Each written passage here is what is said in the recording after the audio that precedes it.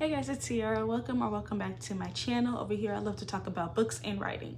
This video is actually inspired by one of the YouTubers I watch, Read with Melanin. She did her own book award video and I was like, that sounds chaotic and fun. So let's go ahead and jump right on into these books. So my first category is the most emotional book, and that book would have to be The Reformatory by Tananarive Due, because seriously, it took me like a good week, maybe a week and a half to read that book. My emotions were all over the place. I wanted to punch the kid at the very beginning who caused this whole situation to even occur. It was just such an emotional journey. I was scared for all the characters involved, and also just knowing the history of places like this where a lot of Black boys would go to for the dumbest reasons, not even like actual reasons, but just because, you know, white people could call them out on anything, and just have these kids sent to these schools, these prisons really, and a lot of the times never to be seen or heard from again. Is truly terrifying. So I was on an emotional roller coaster. It really just had me in my feels, and I was truly definitely scared, because even in the end, I wasn't sure if it was going to end in a very sad way. The book was already sad, but I didn't know how the ending was going to go. So I was already just like, I was just not in a good state, and I had to keep stopping to put it down because it was a heavy book. This category is the longest read, and this book is actually my longest listened to, read. It's the same thing to me. And that one is Ace of Spades by Ferida Ayimide. This one was 13 hours long. This one took me about a week, if I remember correctly, because if I listened to it like 4 hours a day, maybe I had to spread it out quite a bit. But that book was also heavy, but it was just a really long read, but really good book. I highly recommend it. It was a lot going on, I will say that. So you gotta be alert, because some effed up shit just keeps happening. Like I don't know what to tell you. It's a mess, but it's so good. Next up is The Funniest Book, and that book is That Time I Got Drunk and Saved a Demon by Kimberly Lemming.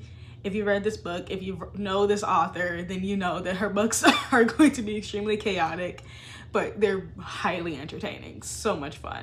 And just the whole situation at the beginning with the main character just being drunk in general, like, oh my god, let me save this poor lost boy, man. It's like, girl, you need to leave that thing alone, because that is not human whatsoever. And you about to go down a chaotic spiral of events and adventures with this demon, and it's gonna be a lot. Okay, but it was a journey. I really liked it. Kimberly Lemming just writes really fun books. If you just love pure chaos and fantasy, then these are definitely books for you. She is really good at just like making you laugh, and at the same time you're like, this is so unhinged. I absolutely love it.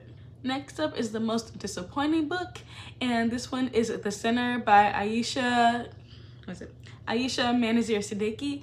And the only thing I was really disappointed in was it wasn't going how I thought it was gonna go. And that's not to say it was like a terrible book, but it just, the twist didn't twist how I thought it was going to twist.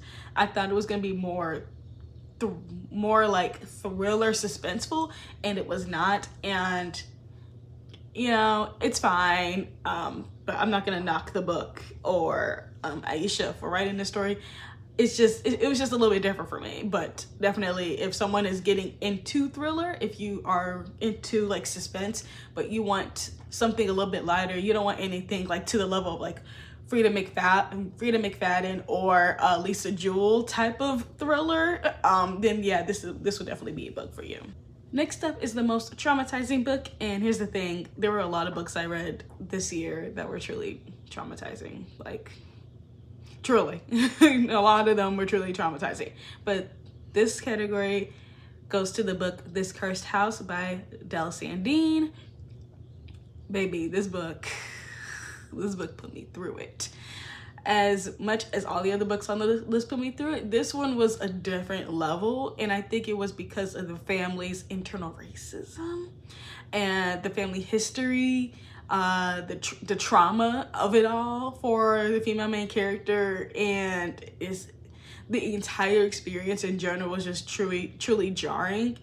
Yeah, and this wasn't like coon behavior or anything like that. This was like just like, oh my god, this is what happens when you literally struggle with the fact that that you have internalized racism and colorism, but there's no one around you to witness it.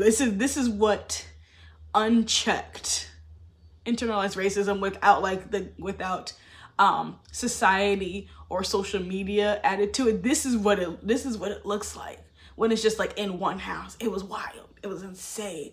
I will tell you that. And then getting to the end and reading the truth about this family and everything like that. Oh my god, my heart broke. I was just like, ooh, this is a heavy book too. I don't know why I did this to myself this year. I really don't. I don't know why I did it. But I can't help it. Like, the books just sounded so good, and then everything just, the books turned out how they turned out.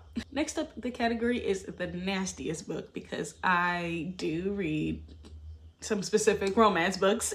And this one goes to Shoe by Alexandria House. It ain't a good year if I don't read an Alexandria House book. I'm just gonna say that. I love Alexandria House, J.L. Seegers. I read one Jaquel J book. But Alexandria House, that's my girl. I am literally on the road to reading her entire backlog, because it's truly something else. But Shoe was really good. I wanted to pick Set, but I read Set last year, so I was like, ah, oh, dang it. So I had to go through the books. I was like, I know I read like 5 of her books, so which one do I want to put on the list? And I had to put Shoe, because wild. Okay, Alexandria House just knows how to write some good scenes. I'm just gonna tell you that. This category is the most reflective book. And this one is gonna go to The Taking of Jake Livingston by Ryan Douglas. This book, it really just makes you think not only about pew-pewings at schools, but the bullying and the trauma that comes along with it prior to it, especially for our main character, who was a Black boy, and dealing with these kids that are obviously racist. They're bullying him. Even the teachers aren't even helping him. So it's kind of like not wanting to go down that path due to all of this negativity, all of this trauma put on him, and having this looming ghostly presence of someone who did do it before, and trying to fight those internal struggles when it comes to dealing with the people that he's dealing with at school, but also with this ghost who really wants him to continue his legacy. Yeah. It just really just makes you, I feel like for me, it just really made me sit down and think of not, obviously a lot of the pew-pewings at schools are nothing related to this at this level, but obviously some kids, have been bullied and maybe led to some situations. There's been so many, and I can't speak on all of them, but just from Jake's perspective and how hard it is to be a kid of color in a school that is always against you and always harming you mentally, physically, emotionally, and not being able to retaliate in a way, because then it falls on you and you're seen as the problem and the instigator. So yeah, it was a tough one. And the last category is my most read author, and this one goes to Tiffany D. Jackson. She is she was, because she's not new anymore, she was a new to me author. I've heard her name so many times before, and I was like, I'm gonna take a look. Let me see if Libby has some of her books available, because I've been broke, so I was like, I can't buy a book, but if my library has her books, I will definitely do the audio version. Support my library while also getting some reading in. And they had several of her books. I said, bet. And I listened to all of them.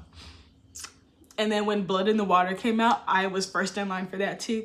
And I will tell you this, Tiffany D. Jackson puts you through it. Like, I don't know how to describe it. She puts you through an emotional roller coaster where you literally want to throw hands on every single body around you, even your loved ones, and you don't even know why. Tiffany D. Jackson she hits a lot of real world social injustices, cultural struggles, racial situations. She covers everything in her books, and so she takes such real, real topics and puts them in her books, and her books are fiction, and then you have to remember that her books are fiction, but it feels so real because everything about it is real in a sense. It's just with the fictional character, so it's kind of mind trippy, and it irks you because you're like, ooh, especially for her book Grown. If you know, you know. That it's very much like, oh yeah, because this is literally what happens within the music industry. Yeah. And then with certain documentaries have come out since then, and also just before in general, you're just like, oh yeah, it triggers something in you. Yeah. But Tiffany D. Jackson is an amazing author. All of the authors on this list are really damn good at their craft. Even if their book wasn't 100% for me, but they're really good at their craft. I appreciate every author's journey and experience when it comes to writing, because writing is not easy. You ain't got to write a book, okay? If you're writing a book, power to you, okay? As someone who is a writer, it's not easy. So I'm gonna need y'all to be nice to our authors, because this is just a side note. Be nice to these authors, okay? These people are a lot, and some of these people online, not all of y'all. A lot of y'all are cordial. The people I connect with, y'all are cordial, y'all are fine. But there are other people who are just so unhinged and so, I don't even know what the word is, not selfish, maybe selfish. Selfish, I don't even know how to describe it. But there are a lot of people online who just don't have any decorum. Like, when it comes to talking about writers' work, unless if it's very valid of just like criticism, but you're not like blaringly being like, this book is shite and rubbish and I don't know why I'm using I don't know why I'm using English words. I don't know why I'm using the UK language, but you know what I mean. There's a difference between critiquing genuinely and honestly, without harming the author or the work, but just being critical in a respect, yeah, I think that's a word. You know what I mean? There's a difference between being respectful in your criticism and just being blaringly annoying and an a-hole. So can y'all be nice to these authors, please? Like, I'm gonna need y'all to take several chill pills and take several seats if you ain't gonna be kind. If you're not gonna be nice, then you don't need to be reading no books then, because it's already a gift.